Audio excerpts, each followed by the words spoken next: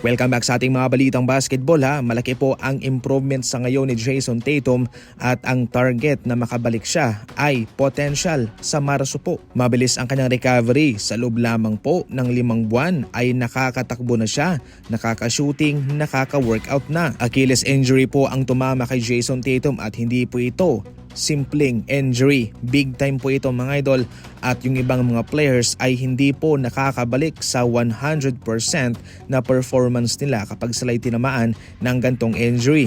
Kaya sa ngayon sa tinatakbo ng kanyang recovery ay malaking himala po ito para sa kanya at sa Boston Celtics. Sa ngayon, March po mga idol ang nakatakdang return date nitong si Jayson Tatum kung magiging okay ang lahat sa kanyang pagpapagaling.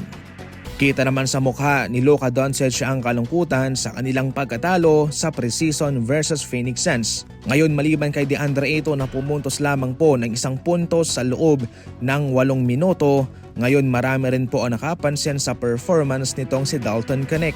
Sa loob po ng 26 minutes ay nakatala lamang siya ng 6 na puntos at para sa isang player na mataas ang ibinibigay na value nitong Los Angeles Lakers ay malaking red flag po ito para sa kanila. Hindi pa naman talaga dapat na magpanik ang Los Angeles Lakers pero kung sakaling magpapatuloy po ang gantong numero na naibibigay ni Dalton Knecht ay paniguradong babagsak palalo ang kanyang value especially sa trade market. Mahihirapan po ang Los Angeles Lakers na siya'y isama sa isang package kung mas nakafocus lang sa kanya. Sa ngayon mga idol, marami rin po ang nag-aabang at patuloy na nagbabantay sa magiging performance nitong si Dalton Knecht especially sa ngayon na mabigat po ang pressure sa kanyang balikat.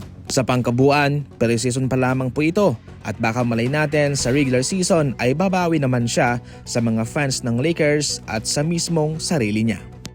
Sumaya palalo si Stephen Curry sapagkat ngayon kasama niya na si Seth Curry sa Golden State Warriors ang kanyang utol mga idol. Pero hindi pa naman siya makakalaro sa opening night sapagkat kakailanganin muna siyang i-waive at sa kalagitnaan ng November doon na siya makakapirma for the rest of the season. Ang rason lang talaga kung bakit ito ay kanilang pinapirma sa ngayon ay para makasama nila ito sa training camp.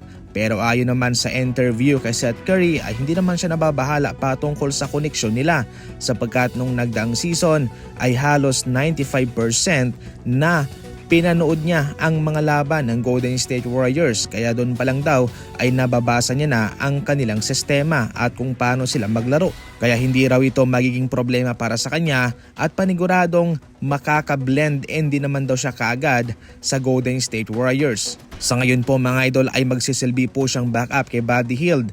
Nauna kasing dumating itong si Buddy Hield kaya siya muna ang magiging pangatlong opsyon. Siyempre Stephen Curry, Buddy Hield at siya. Pero nakadepende rin po yan sa sino mang team ang kanilang makakalaban. So yan lang muna sa ngayon ng ating mga NBA Fast Break balita. Maraming salamat po sa panonood.